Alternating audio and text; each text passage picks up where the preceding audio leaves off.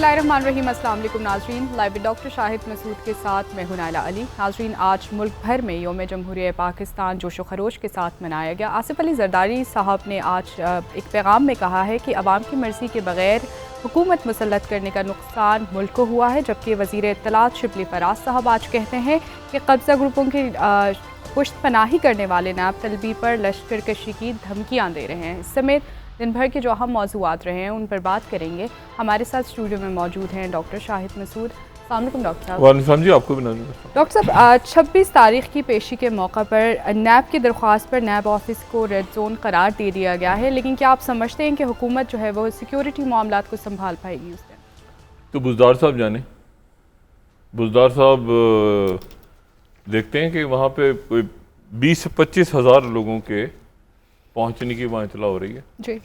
और अब बुज़दार साहब कैसे निपटते हैं, क्योंकि उनकी हुकूमत के लिए भी एक इम्तिहान है कि हुकूमत की रिट और रियासत की रिट।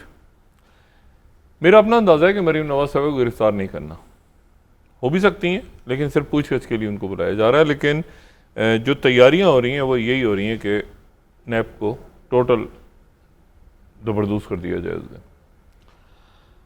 एक तो ये बात है। दूसरी जो बात है वो ये कि ब्रॉडशीट अंडे बच्चे दे रहा है अपने हमारे इंतहाई मोहतरम अब्दुल बासित साहब के ऊपर। उन्होंने डाल दिया कि अब्दुल बासित साहब जो हमारे हाई कमिश्नर भी रहे हैं इंडिया में पाकिस्तान के, मेरा नहीं ख्याल कि अब्दुल बासित साहब का कोई उसमें रोल, कल हमने जिक्र तो किया था, लेकिन वो तर्जुमान थे। अब डिप्टी हाई कमिश्नर वो रहे होंगे किसी अरसे में, लेकिन मुझे इसकी देखें थोड़े थोड़े इसके हिस्से आ रहे हैं ना, ये ब्रॉडशीट के मामला सामने। हाँ, हमने एक ओवरऑल तो पिक्चर इसकी ले ली कि इसमें कल हम डिस्कस कर लिया। इसमें देखते हैं कि बहुत सारे अच्छा मौजूदा ब्यूरोक्रेसी भी है। वो कैसे? मौजूदा अभी तो गए पैसे, अभी 2 महीने पहले तो पैसे यहाँ से गए हैं। तो मौजूदा ब्यूरोक्रेसी है, मौजूदा शख्सियात हैं, मौजूदा वज़रा हैं, मौजूदा शख्सियात हैं। नवाज शरीफ दौर है, पूरा जरदारी साहब का दौर है, मुशर्रफ साहब का दौर है और सारे चेयरमैन।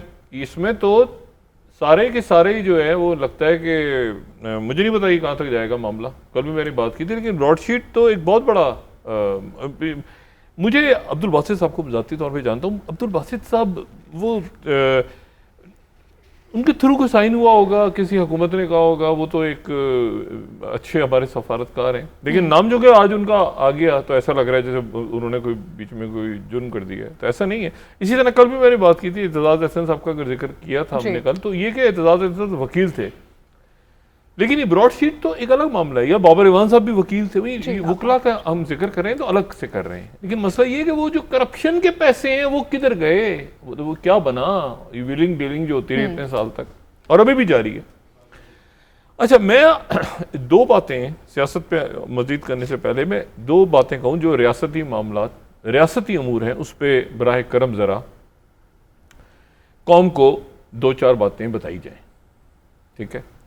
ये जो है ना बताना नहीं है, गायब हो गए, गालम गलूच, इससे हट के ज़रा 2-3 बातों पे संजीदगी से अगर हमारे अकाबरीन कौम को इत्मीनान में लें तो मेरा ख्याल से ये कौम के लिए भी अच्छा होगा, उनकी अपनी सेहत के लिए भी अच्छा होगा।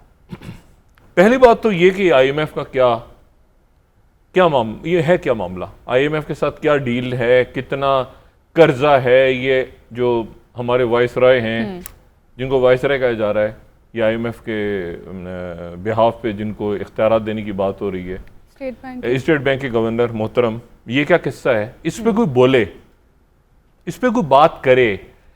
तो प्रेस कॉन्फ्रेंसेज हो रही हैं और उसमें आके गालियाँ कि मौलाना ने ये कर दिया, तो मरीम नवाज ने कहते वो हो गया काफ़ी, राजकुमारी जी और फलाना, वो जो है ना वो ढकोसले साइड पे करके ज़रा ये चंद बातों के जवाब दें। कि पहली बात तो ये है, हुकूमती अकाबरीन, वज़ीर आज़म साहब क्वारंटाइन में बैठे, अल्लाह ताला उन्हें सेहत दे, और वो यकीन मौलाना रूम को और मुख्तलिफ सूफिया को पढ़ रहे हैं, वो साथ साथ इधर भी ध्यान दें कि ये IMF का क्या मामला है। बात नंबर 1।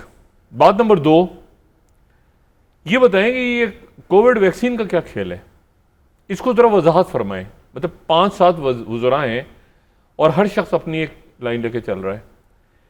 सबसे पहले तो मेरे ज़ाती दोस्त और ज़ाती यानी इंतहाई काबिल एहतराम है डॉक्टर फैसल सुल्तान साहब, वो ज़रा सामने आए और वो चूंकि इसकी पूरी कोविड की वैक्सीन की ड्राइव को वो हेड कर रहे हैं। और मुझे ये भी समझ नहीं आया, पहले तो ये बताएं कि जी वो पहले तो ये बताएं कि इसमें डॉक्टर फैसल सुल्तान साहब क्वारंटाइन में क्यों चले गए? हाँ। मतलब देखें, फैसल सुल्तान साहब ने कहा मैं भी क्वारंटीन में जा रहा हूं। भाई आप अगर आपको टेस्ट करवाएं, अगर आप नेगेटिव हैं तो आप क्वारंटीन में कैसे चले गए? इसका मतलब है कि पूरी दुनिया के वो डॉक्टर जो कोविड पॉजिटिव मरीजों को देख रहे हैं वो सारे क्वारंटाइन में चले जाएं। ये कैसे हुआ है? ये मतलब मेरी कम से कम यहाँ पर जो है ना वो मेरा ज़हन ही काम कर रहा है कि डॉक्टर फैसल सुल्तान क्वारंटाइन, वो कह रहे हैं मैं भी एहतियातन क्वारंटाइन में जा रहा हूँ। एहतियातन क्वारंटाइन में कैसे जाता है आदमी? देखो ना, नर्सें डॉक्टर सारे काम धंधे छोड़ के अपने क्वारंटाइन में चले गए। हम भी कोविड के पेशेंट को देख रहे हैं तो हम भी सबको, तो वो थोड़ा सा वजाहत फरमाएं कि ये एहतियातन क्वारंटाइन में क्यों जाता है आदमी? ठीक है, वो फैसल सुल्तान साहब की बात ऊपर से गुजर गई। दूसरी जो वैक्सीन आ रही है इसका क्या खेल है? ये ट्रांसपेरेंसी इंटरनेशनल ने इसमें सवाल उठा दिए हैं। अच्छा, अब जनाब वो $250 मिलियन थे, कहीं थे वैसे ज्यादा, $250 मिलियन तो हमने खरीदी थी ना। वो वर्ल्ड बैंक ने, IMF, हाँ, वो उनका पैसा कितना था, वो किधर गया? चाइना ने हमें वैक्सीन दी है तो क्या चाइना ने बेची है हमें या फ्री दी है? और अगर फ्री दी है तो वो पैसा किधर है जो हमने, फिर वो फंड कहाँ गया? जो कोविड का एक फंड भी तो बना था ना मुल्क में कि कोविड में लोगों ने पैसे डाले थे, तो उस फंड में कितने पैसे इकट्ठे हुए थे?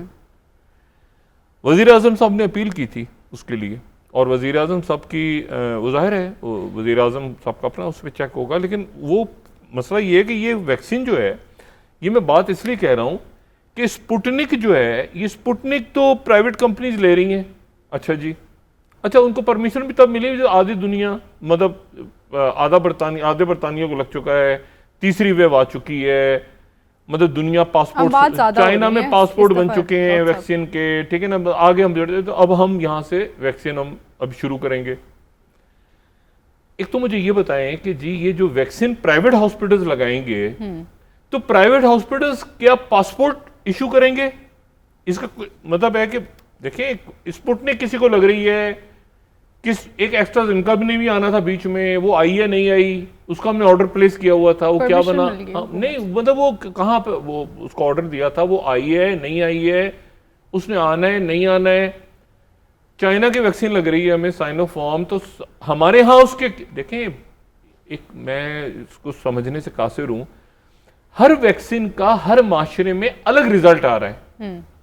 मतलब कहीं 65% वो कह रहे हैं, कहीं आपको पता है यूएई के अंदर तीसरी डोज लगानी पड़ गई है, क्योंकि उतना कहीं पर वैक्सीन कुछ काम कर रही है, कहीं पे उसका रिजल्ट कुछ आ। क्या पाकिस्तान में कोई स्टडी हो रही है कि हमने साइनोफार्म लगाया है तो हमारे पास कितनी एफिशिएंसी? हम चुप बैठे हुए हैं कि हमने बात ही नहीं करनी। हमारे डॉक्टर्स, हमारे प्रोफेसर उनको इन्वॉल्व करें। जावेद अकरम साहब हैं, वो तो ताहिर शमसी हैं, सीमी जमाली हैं, ये आपके हमारे इंडस हॉस्पिटल वाले हैं, बाकी तो बाकी जो शख्सियात को इन्वॉल्व करें और उनसे पूछें कि भाई ये क्या हो रहा है। एंड वैक्सीन के टाइम के ऊपर सब भाग गए। असल तो ये रोल इनका इश्यू था कि जो वैक्सीन आपने करना है अपनी पॉपुलेशन को, तो वैक्सीन कब तक करेंगे आप? देखिए, वहां पर दुनिया खुलना शुरू हो गई है, और जहां पर बंद हुई है यूरोप के अंदर, तो वहां पर वो तेजी के साथ, इसराइल में आज इलेक्शन हुए तो इलेक्शन का नारा ही उनका ये है, नेतन्याहू का, कि वैक्सीनेशन नेशन, ये इस तरह करके उन्होंने नारा, और खोल रहे हैं मुल्क। तो बात ये कि 2-3 महीने बाद अब खुलेंगे, आपके यहाँ कौन सा डेटा है? वो जिसकी मर्जी वो साइनोफार्म लगा ले, जिसकी मर्जी वो स्पुतनिक लगा ले, प्राइवेट अस्पताल में कोई 8,000 की लगा ले, भाई उनको कोई कार्ड इशू होगा, उनका पासपोर्ट कैसे बने? ये वैक्सीन पासपोर्ट इशू हो रहे हैं। चाइना वाले कह रहे हैं कि आप चाइना में आ नहीं सकते। इंटरनेशनल लेवल पे आपकी WHO की कॉन्फ्रेंस होने वाली है, उस WHO की कॉन्फ्रेंस में ये तय होगा कि जी ये क्या सारे मुल्क एक दूसरे को एक्सेप्ट कर लेंगे कि स्पुतनिक ली हुई है तो किसी ने कुछ लिया हुआ है। देखिए, हंगरी ने स्पुतनिक ऑर्डर दे दिया है, यूरोप के अंदर एक डिवाइड आ गई है। एस्ट्राजेनेका उन्होंने रोकी थी, एस्ट्राजेनेका दोबारा खोल दी है, लेकिन अमेरिका में एस्ट्राजेनेका नहीं। एस्ट्राजेनेका का सौदा करके अमेरिका अभी तक जॉनसन एंड जॉनसन और फाइजर और मॉडर्ना को अलाउ किया हुआ है अमेरिका में। एस्ट्राजेनेका अलाउ ही नहीं है, यानी इमरजेंसी में भी अलाउ नहीं है एस्ट्राजेनेका अमेरिका में।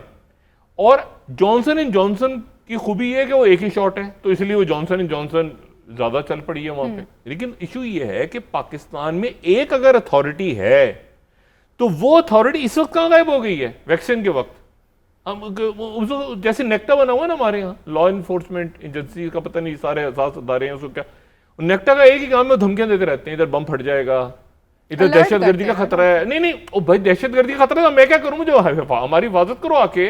मतलब नेक्टा भी दहशतगर्दी का खतरा है। इसी तरह ये जो बन गए हैं ये आपके सीएनओसी, क्या स्मार्ट लॉकडाउन होगा नहीं होगा, होगा नहीं होगा, फिर मुजाहरा होगा, अच्छा जी मुजाहरे के बाद इजाजत दे दी 1 घंटा। ओ भाई वैक्सीनेशन का रोल आउट बताएं आप आके, ये आपका टाइम है इस वक्त बताने का। और उसकी मैं वजह ये बता रहा हूं कि जैसे ही मुल्क खुलेंगे, देखिए साइप्रस ने खोल दी है अपने मुल्क 1 तारीख से, वो कह रहे हैं सऊदी अरब, यूएई, इन मुल्कों को अलाउ कर रहे हैं क्योंकि वहां पे इतने लोगों को वैक्सीनेट कर दिया। अगर मैं प्राइवेट हॉस्पिटल जाता हूं और मैं वहां से स्पुटनिक लगवा लेता हूं, तो मुझे प्राइवेट हॉस्पिटल क्या कोई एप्लीकेशन देगा, मुझे कार्ड देगा, उसको मैं या कैसे, वैक्सीन पासपोर्ट देगा? नहीं, या पासपोर्ट देगा कोई? पाकिस्तान में क्या कोई सिस्टम ऐसा बना रहे हैं कि जिसके नतीजे में लोगों को रजिस्टर, और फिर हमारे यहाँ देखें जो भी वैक्सीन हो, एस्ट्राजेनेका हो या फाइजर हो या मॉडर्ना हो, उसका रिजल्ट मुख्तलिफ, ये जो क्लॉटिंग हुई है एस्ट्राजेनेका की, तो ये बरतानिया में नहीं हुई, ये यूरोप में हो गई है। बरतानिया के अंदर वो ठीक गए हैं बिल्कुल, और जो यूरोप में भी हुई है वो उतनी नहीं हुई जितना एक हंगामा वहां पे फैला है। लेकिन उसके बावजूद जब उन्होंने रीस्टार्ट किया है दोबारा एस्ट्राजेनेका को, तो 23% लोग जर्मनी के कह रहे हैं कि जी हमें मंजूर है दोबारा लगवाना, और 1/3 जो है वो कह रहे हैं फ्रांस के कि जी नहीं हमें एतबार है। तो बात यह है कि ये वैक्सीन जो लगा रहे हैं आप, लगाए जा रहे हैं, उसके नतीजे में जिन लोगों ने ट्रेवल करना है, अच्छा फिर उसके बाद पॉलिसी क्या है? अगर आपने 60 साल से उम्र के या 65 साल से उम्र के, तो यंगस्टर्स कैसे ट्रेवल करेंगे भाई? वहां तो शुरू कर दी, अब वो अपनी एक एज ग्रुप को लगाने के बाद वो यंग जो लोग हैं उनको भी देना शुरू कर दिया, जो तालीम हासिल करने के लिए, जो तालीम हासिल। बात यह है कि वो अगली स्टेज पे जा रही है दुनिया। आप अभी तक लगे, आपको टाइम है आपके पास, 2022 तक आपने लगानी है, 2023 तक लगानी है। कब आपकी दुनिया, आपका मजदूर है मिसाल के तौर पे, उसने काम करने जाने गल्फ, आपका एक आम शख्स है, कारोबारी शख्स है, उसने चाइना जाना है। अब वो अगर स्पुटनिक लगा लेता है तो स्पुटनिक को या चाइनीज वैक्सीन को अमेरिका तो नहीं मान रहा, अमेरिका में चाइनीज वैक्सीन ही नहीं हो तो पाबंदी लगी। तो बात यह है कि इसकी कोई मरबूत पॉलिसी, और नहीं जी हमने इजाजत दे दी है, सब मंगा के अपने अपने हिसाब से लगाए, वो वैक्सीन इशू नहीं है। असल इशू ये कि आपके पास डेटा कोई है कि कितने % एफिशिएंसी थी, साइनोफार्म की क्या थी, एक मुल्क में क्या था डेटा, कितने लोग स्पुटनिक लगवा रहे हैं, स्पुटनिक से क्या रिजल्ट्स आ रहे हैं, इसकी कोई रिसर्च, कोई डेटा बन रहा है, या ऐसे ही बस जिसके मुंह में पैसा खाओ, इधर भी खाओ, पहले भी खा गए। ये पहले जो घपला हुआ है पिछले साल, अब तो स्कैंडल सामने आएंगे। नहीं, ये यानी कई लैब्स, अच्छा ये लैब्स को ठेका दे दिया आपने, इसी लैब से होगा टेस्ट, इसी लैब से, क्यों? मास्क का स्कैंडल, नहीं, एक मिनट छोड़ दें, इसमें बाद में बात करेंगे। इस लैब से होगा, उस लैब से नहीं होगा। कोविड का टेस्ट पॉजिटिव होगा, नेगेटिव होगा, बाहर के, ये इसीलिए मैं कह रहा हूं कि खान साहब जरा सामने आके इसकी वजाहत खुद फरमाएं। वजीर सेहत भी गालिबन वो खुद ही हैं, ये वजारत उन्हीं के पास है, तो ये बड़ा जरूरी है कि लोगों को इत्मीनान में लें वो, और क्लैरिटी के साथ लें कि ये रोल आउट हुआ है, तो इस रोल आउट बड़ा अच्छा, मतलब इसकी स्पीड क्या है, कब तक करना है, कैसे करना है। और दुनिया देखें, इंडिया में आगे पीछे लोग तेजी के साथ, इंडिया में तो खैर खुद बन रही है उनकी, ऐसा जिनका लोगों को लग रही है, लेकिन पाकिस्तान में आपको वजाहत तो करें आके कि भाई इसमें मजदूर होंगे आपके डॉक्टर्स, आपके लोग जिन्होंने ट्रैवल करना होगा, वो अब वो 65-60 साल वाले ने यंग पॉपुलेशन को लगना शुरू हो गई है पूरी दुनिया में। तो ये इनको कब लगेंगे, और क्या ये खुद लगाएंगे? तो फिर ये कार्ड लेकर जाएंगे एयरपोर्टों पे, या इनके पास कोई एप्लीकेशन होगी, या कैसे होगा कि मुझे स्पुटनिक लगी है जी, मुझे ये लगी है, मुझे ये लगी है, और प्राइवेट हॉस्पिटलों से लग रही है? इस तरह नहीं हो रहा पूरी दुनिया में। तो बराह करम जरा स्टडी करके, और उसके बाद जो है बीच में पैसे वैसे बना लिए काफी लोगों ने, इसके ऊपर जो है अब यहाँ पे जरा संजीदगी से, बाद में प्राइम मिनिस्टर कह रहे हैं मैंने बरतरफ कर दिया 5 लोगों को, इसलिए उन्होंने पैसे खाए थे, ये बराह करम अब ना करें। तीसरी जो बात है जो बड़ी अहम है, वो ये इंडिया के साथ हमारे मामला अल्लाह का शुक्र है बेहतर हुए, बहुत बेहतर हुए, ठीक है।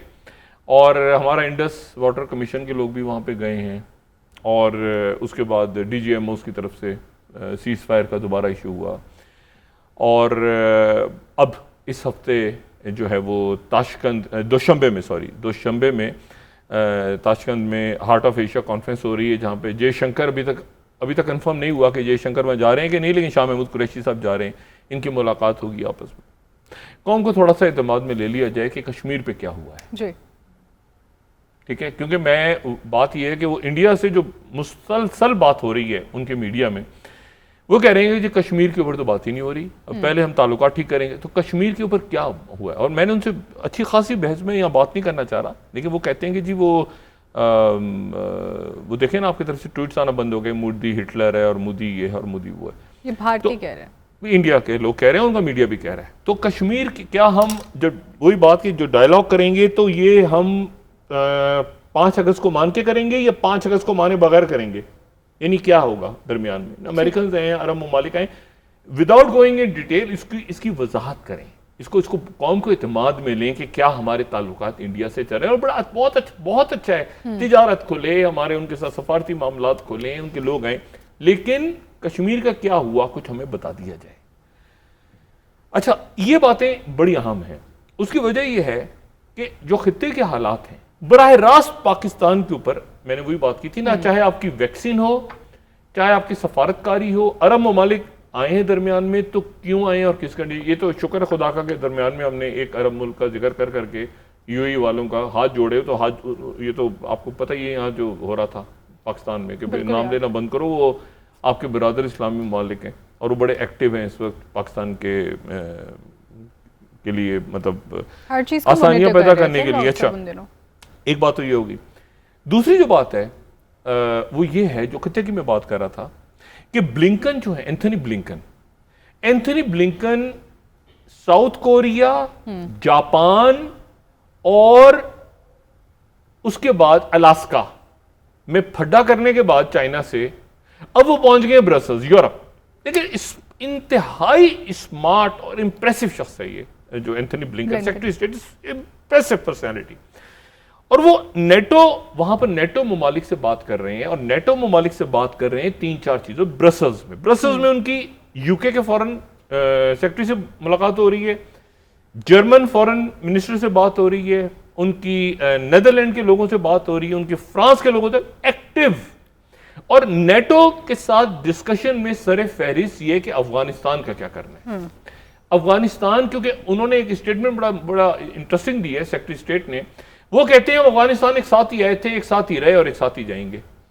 अच्छा, साथ ही जब उन्होंने यहां पर अफगानिस्तान में के हवाले से बात हो रही है, तो अफगानिस्तान के ऊपर इंडिया की पोजीशनिंग जो है वो अजीब सी हो गई हुई है इस वक्त। ये तो हम पहली बात कर चुके हैं। इंडिया को उन्होंने कहा है कि आप चाइना से करें, लेकिन चाइना, ये जो ऑस्टिन है ना, जो जनरल लॉयड ऑस्टिन, ये गुड कॉप बैड कॉप वाला खेल हो रहा है अमेरिका में। देखिए ना, वहां पर फड्डा हुआ चाइना के साथ, तो ब्लिंकन का हुआ, जैक सल्लिवन बैठे रहे।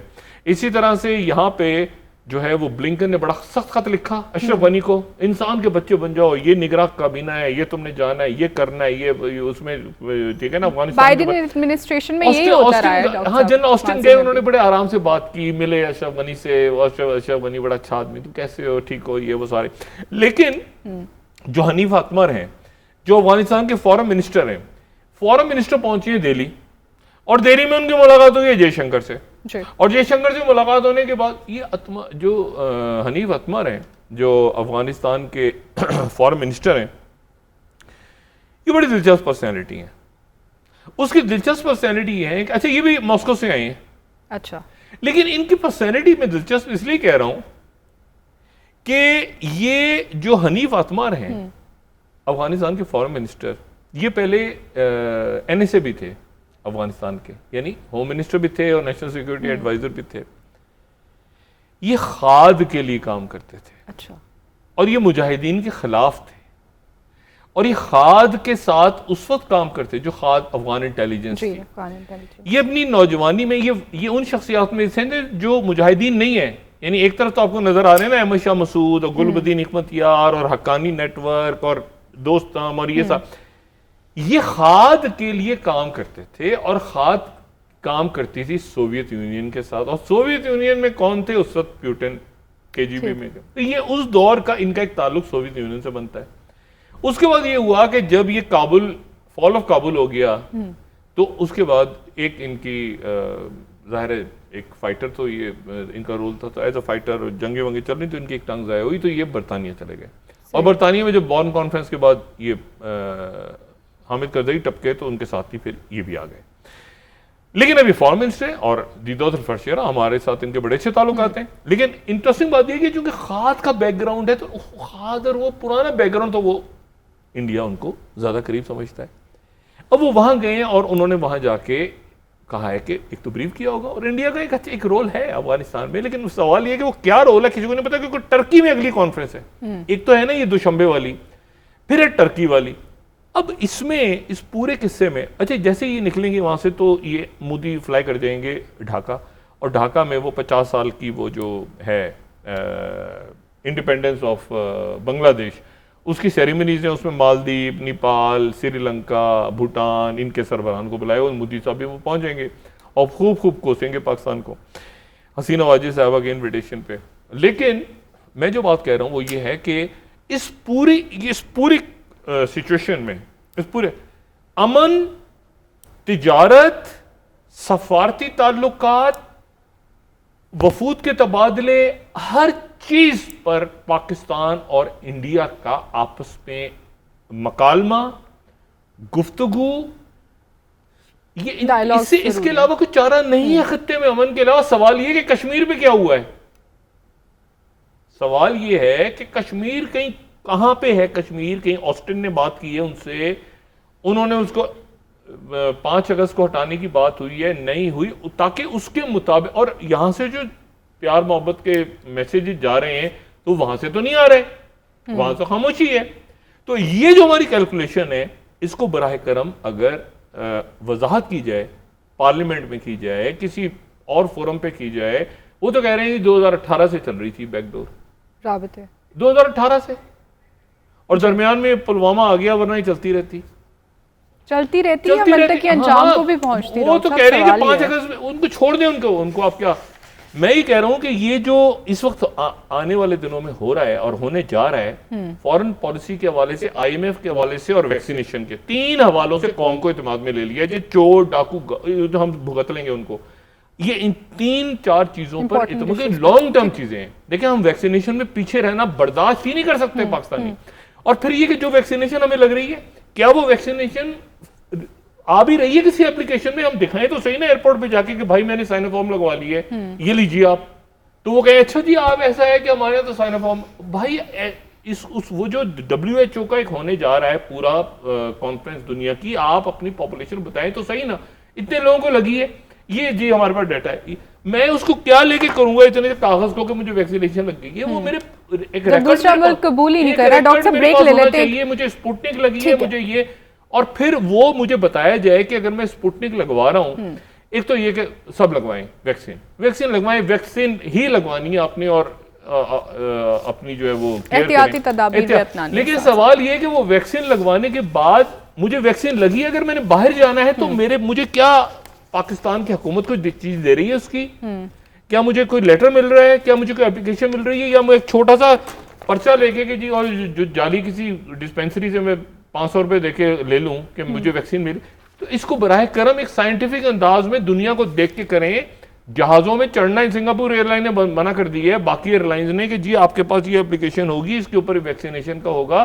तो इसको थोड़ा सा बराह करम सीरियस लेने की जरूरत है। 500 लोग बजाय इसके कि कूद जाएं और हर शख्स अपना बयान देता रहे, वजीर, इसके ऊपर एक पॉलिसी के साथ सामने आ जाए और ये भी बताएं कि एस्ट्राजेनेका मतलब अल्टीमेटली सब अपनी पूरा मुल्क अपनी अपनी वैक्सीन लगा, एक अस्पताल वो लगवा रहा है, वो लगवा रहा है, वो लगवा रहा है, जो मर्जी आपकी लगवा लें। ठीक है, ब्रेक ले लेते हैं डॉक्टर साहब, वापस आके आपसे मजीद बात करेंगे। नाज़रीन एक ब्रेक, हमारे साथ रहिएगा।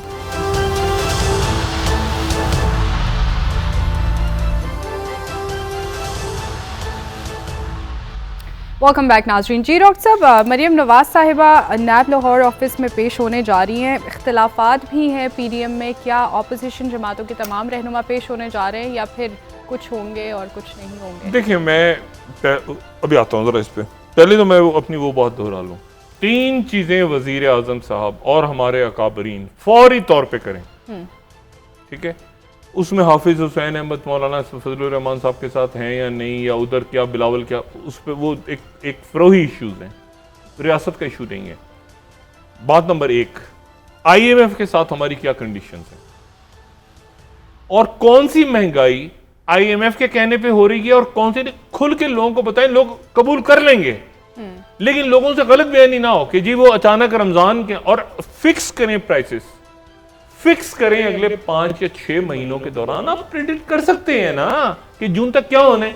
हर छठे दिन बिजली बढ़ रही है, हर 5वें दिन गैस बढ़ रही है, हर टमाटर आलू बढ़ रहे हैं, वो बाद पेट्रोल की कीमत बढ़ रही है। 6 महीने तक जरा फिक्स कर दें, जून तक, 6 महीने भी छोड़, जून तक फिक्स करें इसको कि ये कौन सी चीजें IMF के कहने पे हो रही हैं और कौन सी चीजें आप खुद कर रहे हैं। लोगों से सही बात करेंगे, लोग उसको एक्सेप्ट कर लेंगे कि हाँ यार मजबूरी। झूठ बोलेंगे, वो IPP इसका पैसा है, इसका पैसा है, उसका पैसा है, उसने खा गया, वो कर गया, लोग नहीं छोड़ेंगे। बात नंबर 1। बात नंबर 2, वैक्सीनेशन को सीरियस लें। ये गली कूचे के अंदर शुरू हो जाएंगे लोग, ये पेपर लेके 500-500 रुपए में कि यार ये वैक्सीन ये इधर की चाइना की ले लो, ये रशिया की ले लो, ये आवाजें, ओ भाई इसको एक किसका वो बनाएं, जैसे कि ये जो चाइना की वैक्सीन है जो लग रही है वो एक्सपो सेंटर में, तो बड़े तरीके। मेरा पॉइंट ये है कि जब आप प्राइवेट अदारों को भी इजाजत दे रहे हैं, जो कि अच्छा की दे रहे हैं, उसकी डॉक्यूमेंटेशन कैसे होगी? मुझे तो वो इसके ऊपर चाहिए ना जी। अगर मैंने ट्रेवल कर किसी ने हज पे जाना है, हज पे जाने के लिए अगर उनकी ज्यादा एज है तो बच्चा भी साथ जाएगा, बच्चा करवा ले स्पुटनिक, ठीक है, वालदा को लगी हुई है जो है वो साइनोफॉर्म या वालिद को, तो उसकी डॉक्यूमेंटेशन कैसे होगी? बाहर के मुल्क ये पूछ रहे हैं इस वक्त, और आप जो है यहां पर जो हमने उसको दे दी, उसको दे दी, उसके कमरे, ये ना करें जो पिछले साल किया आपने। पिछले साल यहाँ मैं बात नहीं करना चाह रहा, इतना पैसा खाया गया है, उस लैब से करवाएं, उस लैब से, एक से करवा रहे हैं पॉजिटिव आ रहा है कोविड, उससे करवा रहे हैं नेगेटिव आ रहा है, आखिर में बाहर से पाबंदियां लगी नहीं, उसको छोड़ दें। तो इसको वैक्सीनेशन रोल आउट को आप सीरियस लें। और तीसरी बात है फॉरेन पॉलिसी पे, क्योंकि पूरे खत्ते की एक अजब सी बात होती है कि जब वो पड़ोस में किसी से बात करें वो कहते हैं यार ये तो ऐसे हो रहा है, उधर भी उन्होंने अंधेरे में रखा हुआ है, हाँ। हम भी नहीं बता रहे। ये बताना बड़ा जरूरी है इस वक्त, ठीक है, कि आपने आगे जो बढ़ना है तो कैसे बढ़ना है। अच्छा, इंडिया के साथ देखें 3-4 बातें बड़ी इंपॉर्टेंट है। पहली बात तो ये है, इंडिया के साथ हमारे ताल्लुकात जरूरी हैं। जंग ना इंडिया के मसाइल का हल है ना पाकिस्तान, जंग कभी किसी मसले का हल नहीं होता। हुतीस को सऊदी अरेबिया ने बहुत अच्छा एक मैसेज दिया सीज फायर का। उनका अरब न्यूज़ जो है वो बता रहा है कि जी उन्होंने बड़ा अच्छा मैसेज दिया कि जी हुतीस जो हैं वो सीज फायर करें और Saudi initiative gives Yemen a realistic chance of peace. लेकिन उसके साथ ही जो NPR की खबर आ गई, NPR वालों ने कह दिया कि यमन की तरफ से आया कि जी Saudi Arabia proposes a peace deal, लेकिन हुतीस कह रहे हैं कि इट्स नॉट इनफ। ये तो पहले से ही वो जो हुदैबा की बंदरगाह है और जो सना की बंदरगाह है उसका ब्लॉकेड आपने खत्म करना है, तो ये तो ब्लॉकेड तो ये तो पहले भी बात हम कर चुके हैं, तो वो हुतीस नहीं मान रहे। हुतीस उनके खमीज मस्जिद, कभी रियाद, कभी वो उनकी एक्सेस आगे तक जा चुकी है। एक दूसरी जो बात है वो ये है कि मैं थोड़ा सा ये बाइडेन इंतजामिया को मैं नहीं समझ पा रहा हूं, मैं पॉलिसीज को नहीं ट्राइंग माय बेस्ट। कुछ 72-73 घंटों के दौरान उन्होंने चीन से पंगा ले लिया, अलास्का में प्यूटिन को किलर बना दिया, ठीक है, उसको इंडिया को भी तड़ी लगा के गए ना इंडिया को। इंडिया से क्या दोस्ती हुई है, इंडिया से प्यार मोहब्बत की पिंगे बढ़ा के गए, तड़ी लगा के गए कि S-400 खरीदने की कोशिश की तो पाबंदियां लग जाएंगी जी। और ह्यूमन राइट्स ठीक करो जनरल ऑस्टिन। 3 बातें ये हो गई। चौथी बात कि नेटो के अंदर क्या करेंगे जाके ब्लिंकन, ये देखना है। जर्मनी को भी तड़ी लगा दी, तड़ी लगी हुई है ना कि आपने ये जो रशिया के साथ पाइपलाइन स्टार्ट की तो आपके यूक्रेन को साइड पे कर आके जर्मनी 95% काम हो चुका है, 95% उस पाइपलाइन पे, उसको जनाब आप ठीक करें वरना आप पर जर्मन कंपनी पे पाबंदी लग जाएगी। अच्छा, अब मसला यह है कि अब ये पॉलिसी जरूरी भी थी ताकि दुनिया को पता चले कि भाई बाइडेन इंतजामिया आई है और बाइडेन इंतजामिया सीरियस ले रही है, लेकिन उसका फायदा क्या हो? प्यूटिन को आपने कहा चंद दिनों में भुगतेगा प्यूटिन, तो क्या बना वो उनका जो सियासी कैदी बेचारा उसको पकड़ के अंदर उठा के फेंका हुआ प्यूटिन ने, क्या कर लिया आपने? आपने कहा कि यहां पर हम साथ खड़े हैं। म्यांमार में तो हंगामे जारी हैं अभी तक। देखिए जो बात करें उस पर अमल दरामद करें। जब आप इतना सारा कुछ फैला दिया पूरी दुनिया में, नेतन्याहू जो है वो जवान का बच्चा, उसके आने वाले रिजल्ट्स डिले हो गए क्योंकि कोविड के चक्कर में पाबंदियां हो रही हैं, रात तक पता चलेगा। चांसेस हैं नेतन्याहू के जीतने के, नेतन्याहू के जीतने के चांसेस हैं। करप्शन केसेस है तो बचेगा ना, सदर बन जाएगा तो इम्यूनिटी मिल जाएगी। लेकिन असल इशू ये है कि उसके मुकाबले में गैंस की जो पार्टी थी वो 4 टुकड़ों में टूट गई है। इसके 3 नोज हैं, ये ध्यान में रखें कि 3 नोज के साथ, नोज मींस एनो, ये वाली नोज नहीं, मतलब ना वाली नोज। एक इसकी नो ये है कि गोलान पहाड़ियों को वापस नहीं करना, नो, ठीक है। दूसरा ये है कि पैलेस्टाइन नहीं बनेगा, नो, सही। और तीसरा ये है कि यरूशलेम के मुस्तकबिल पे बात नहीं होगी, नो। अच्छा। 3 नोज के ऊपर ये इलेक्शन लड़ रहा है और साथ ही वैक्सीनेशन प्रोग्राम और ये सब।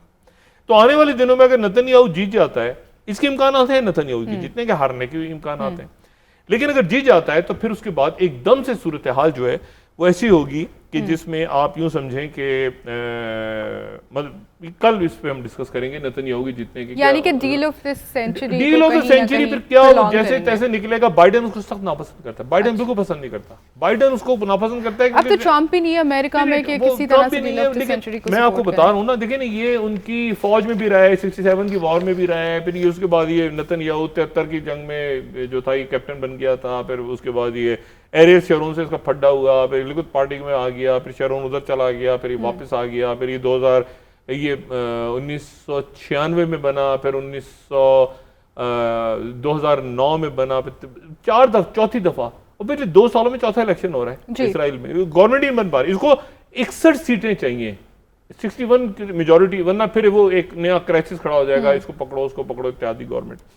अच्छा, अब तो ये सारा कुछ हो रहा है, इसमें इंतहाई प्रोएक्टिव होना है पाकिस्तान को। 3 माह तो मैंने कहे ना आपसे, एक वैक्सीनेशन, एक आईएमएफ के साथ की, आईएमएफ का दुन छल्ला लगा रहेगा सारी उम्र। हाँ। हमने इससे भी मुआहदे, उससे भी दोस्तियां, उससे भी हमने ठेके, वो तो फेटा भी सर पे टंगा हुआ है। ओ भाई, अगर दोस्ती हमारी इंडिया से हो रही है तो फेटा से तो, और अमेरिकन कूदे हुए बीच में, तो पाकिस्तान का क्या है? देखिए ये जो 9/11 हुआ, 9/11 के बाद इमरान खान साहब समेत सारे लोग कहते थे, जब मुशर्रफ साहब ने कहा कि जी अमेरिकन ने कहा है कि ये जो है वो ये करो मामला, वरना पता नहीं खुदा जाने, वो तो आर्मीटेज तो कहता है मैंने बात नहीं की, लेकिन बहरहाल चले मुशर्रफ साहब ने कहा क्योंकि स्टोन है फलाना दिमाग में।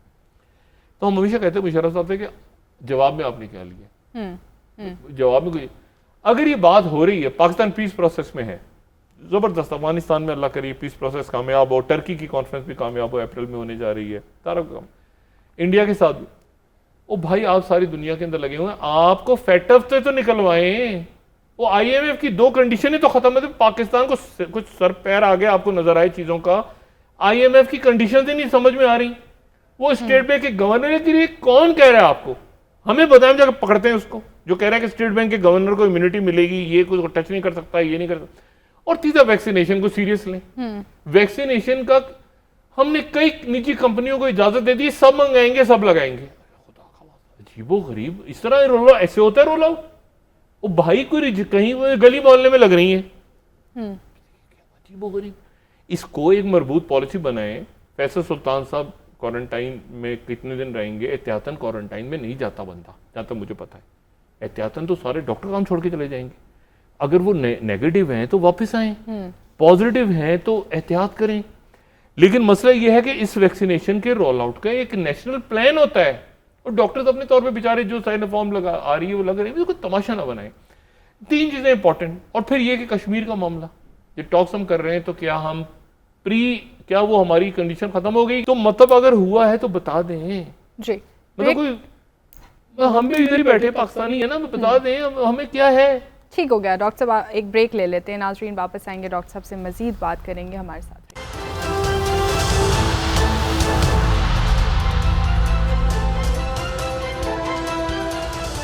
वेलकम बैक नाजरीन। जी डॉक्टर साहब, ब्रॉडशीट मामले पर आपने चंद लम्हे बात की। आपसे जानना चाहूँगी, नैब पे एतराज़ात अपोजिशन को भी है, हुकूमत को भी है, तो क्या नैब का एहतसाब मुमकिन है या इस इदारे को किसी तरह नैब तो खुद कटहरे में खड़ा है ना। अब ब्रॉडशीट जो सामने आ गया तो अब इसके अंडे बच्चे निकलते रहेंगे।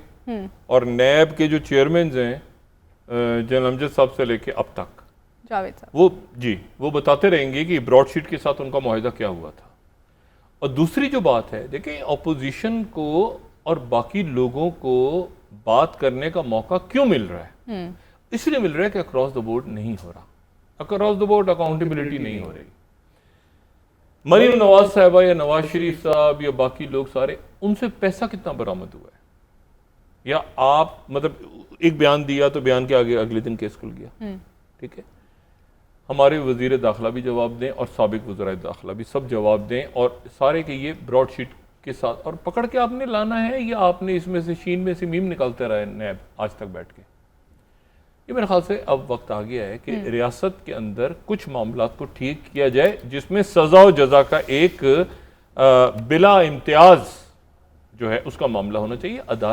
अदारों पर से इत्मीनान खत्म हो जाए और एक तमाशा बन जाए कि जी वो तो चूंकि वो तो उधर था तो इसलिए उसका नहीं हुआ। इंतकामी कार्रवाई के तासुर जो दिया जाता है। इंतकामी नहीं, मतलब ये तो इधर था, हर एक को पता है कि वो उधर गए तो वो केस उधर खत्म हो गया, वो उधर से गए तो उधर खत्म हो गया, ऐसे नहीं, ठीक है। पाकि और ये नैब जैसे अदारे जो हैं ये या तो खत्म कर दें नैब को या फिर अक्रॉस द बोर्ड अकाउंटेबिलिटी करना। पहले ब्रॉडशीट से ये क्या खेल क्या हुआ इतने साल?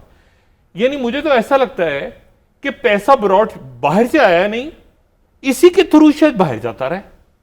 मतलब ये कोई मनी लॉन्ड्रिंग का तो नहीं है चैनल ये ब्रॉडशीट, कि ब्रॉडशीट को ही आपने पैसे दे देंगे इसी के थ्रू मनी लॉन्ड्रिंग। $15 लाख दे दिए, किस चक्कर में दे दिया आपने? उन्होंने आपको $15 लाख किसी से वापस करवाए, पाकिस्तान को नहीं, आप उनको देते जा रहे हैं। मुझे तो ये खुद मनी लॉन्ड्रिंग का एक जरिया लगता है ब्रॉडशीट, किसी के थ्रू शायद मनी लॉन्ड्रिंग होती रही है 2001 से लेकर आज तक। तो बात यह है कि अब इसकी रिपोर्ट सामने आ गई है, वजीर आजम साहब के पास पड़ी है, 500 सफ़ात की रिपोर्ट है। वजीर आजम साहब उसको पब्लिक करें, बल्कि खिताब करें कौन से। देखिए इमरान खान साहब किस लिए आए थे? इमरान खान साहब को लोगों ने ये इसलिए वोट दिया था कि वो अक्रॉस द बोर्ड अकाउंटेबिलिटी करके, और जाहिर खुद तो नहीं रहे ना हुकूमत, पहली बार रहे, तो ब्रॉडशीट से उनको क्या ताल्लुक है? वो इसको पब्लिक करके अक्रॉस द बोर्ड, मैं कहता हूँ go to the basics, across the board लें कि ये हुआ है। अच्छा वो बार बार कहते हैं कि मुशर्रफ ने एनआरओ दिया तो ये हो गया, मुल्क का बेड़ा, तो लेकर आए ना, यही तो मौका है, यही तो वक्त है। मुकदमा दोबारा खुल सकते हैं क्या? भाई वो सामने कर दें पब्लिक के, पूरी रिपोर्ट सामने कर दें, इसको छोड़ दें कि ये मेरी पार्टी में उधर पार्टी में उधर से उधर छलांग मार के चला गया, किस छोड़ दें।